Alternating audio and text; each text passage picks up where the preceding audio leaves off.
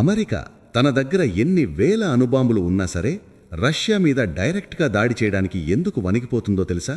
వాళ్ల భయానికి కారణం రష్యా ప్రెసిడెంట్ పుతిన్ కాదు, రష్యా సైన్యం కాదు. భూమికి వందల అడుగుల లోతులో ఒక చీకటి సమాధిలో నిద్రపోతున్న ఒక రాక్షస యంత్రం.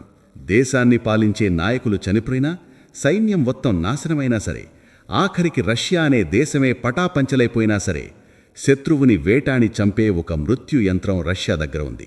దాని పేరే డెడ్ హ్యాండ్. కోల్డ్ వార్ సమయంలో పుట్టిన ఈ డెడ్ హ్యాండ్ గురించి, అందులో దాగి ఉన్న భయంకరమైన సైన్స్ గురించి తెలిస్తే ఈ ప్రపంచం ఎంత ప్రమాదంలో ఉందో మీకు అర్థమవుతుంది. ఒకవేళ అమెరికా లాంటి శత్రుదేశం ఊహించని విధంగా రష్యా మీద అణుదాడి చేసిందనుకుందాం. దేశ రాజధాని మాస్కో అగ్నిగుండంగా మారుతుంది. మిలిటరీ హెడ్ క్వార్టర్స్ ధ్వంసమవుతాయి. దేశాన్ని నడిపించే అధ్యక్షుడు, సైన్యాన్ని కమాండ్ చేసే జనరల్స్ అందరూ ఒక్క క్షణంలో బూడిదైపోతారు. రక్షణ పరిభాషలో దీన్ని డెకాపిటేషన్ స్ట్రైక్ అంటారు. అంటే తల నరకడం. తల లేని శరీరం ఎలాగూ పనిచేయదు కాబట్టి రష్యా పని అయిపోయిందని, తాము యుద్ధం గెలిచేశామని శత్రువు సంబరాలు చేసుకుంటాడు. కానీ అసలు కథ అక్కడే మొదలవుతుంది. మనుషులు చనిపోయినా యంత్రాలు మేల్కొంటాయి. సమాధి లోపల నిద్రపోతున్న మృత్యువు కళ్ళు తెరుస్తుంది. ఈ డెడ్ హ్యాండ్ వ్యవస్థ ఎలా పనిచేస్తుందంటే, ఇది కేవలం ఒక కంప్యూటర్ ప్రోగ్రాం కాదు.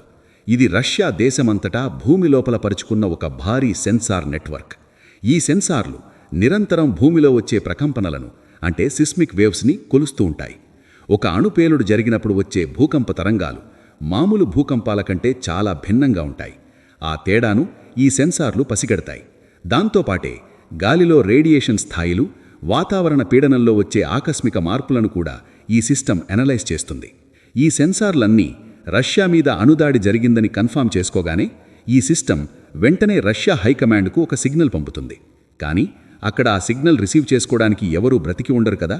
ఎప్పుడైతే హైకమాండ్ నుంచి ఎలాంటి రిప్లై రాదో, రష్యా నాయకత్వం మొత్తం తుడిచిపెట్టుకుపోయిందని ఈ ఆర్టిఫిషియల్ ఇంటెలిజెన్స్ సిస్టమ్ ఒక అంచనాకు వచ్చేస్తుంది. అంతే, అది ఆటోమేటిక్గా యాక్టివేట్ అవుతుంది. అయితే ఇక్కడ మీరు ఒక విషయం గుర్తుపెట్టుకోవాలి. ఈ సిస్టమ్ యాక్టివేట్ అవ్వగానే డైరెక్ట్గా అణుబాంబుల బటన్ నొక్కేయదు. ముందుగా భూమి లోపల ఉన్న సైలోస్ నుంచి కొన్ని కమాండ్ రాకెట్లు గాల్లోకి లేస్తాయి. ఉదాహరణకు 15P011 లాంటి రాకెట్లు. ఇవి యుద్ధ విమానాలు ఎగిరే ఎత్తు కంటే చాలా ఎత్తులో ప్రయాణిస్తాయి. విచిత్రమేమిటంటే, ఈ రాకెట్లలో బాంబులు ఉండవు. వాటిలో కేవలం అత్యంత శక్తివంతమైన రేడియో ట్రాన్స్మిటర్లు మాత్రమే ఉంటాయి.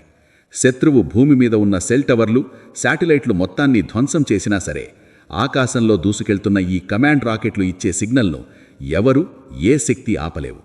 ఈ రాకెట్లు గాలిలో నుంచే రష్యా అంతటా అణుబాంబులతో రెడీగా ఉన్న సబ్మెరైన్లకు, మొబైల్ లాంచర్లకు ఎన్క్రిప్టెడ్ సిగ్నల్స్ పంపుతాయి. ఈ సిగ్నల్స్ అందిన మరుక్షణం ఏ ఒక్క మనిషి ప్రమేయం లేకుండానే ఆటోమేటిక్గా రష్యా దగ్గర ఉన్న అణుక్షిపణులన్నీ శత్రువు వైపు దూసుకెళ్తాయి.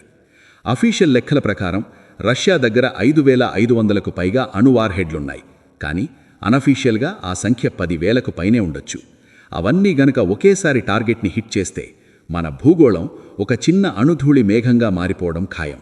ఒక చనిపోయిన మనిషి చెయ్యి సమాధిలోంచి బయటకొచ్చి శత్రువు గొంతు పట్టుకుంటే ఎలా ఉంటుందో, ఈ సిస్టమ్ కూడా పక్కాగా అలాగే పనిచేస్తుంది. కాబట్టే దీనికి డెడ్ హ్యాండ్ అని పేరు పెట్టారు. చాలామంది ఇదంతా కోల్డ్ వార్ నాటి పాత టెక్నాలజీ అని తీసిపారేస్తారు. కానీ వాస్తవం ఏమిటంటే, రష్యా తన అణువ్యూహాన్ని ఎప్పటికప్పుడు అప్డేట్ చేస్తూనే ఉంది. 2024 అక్టోబర్లో రష్యా చేసిన భారీ అణుయుద్ధ విన్యాసాలే దీనికి సాక్ష్యం.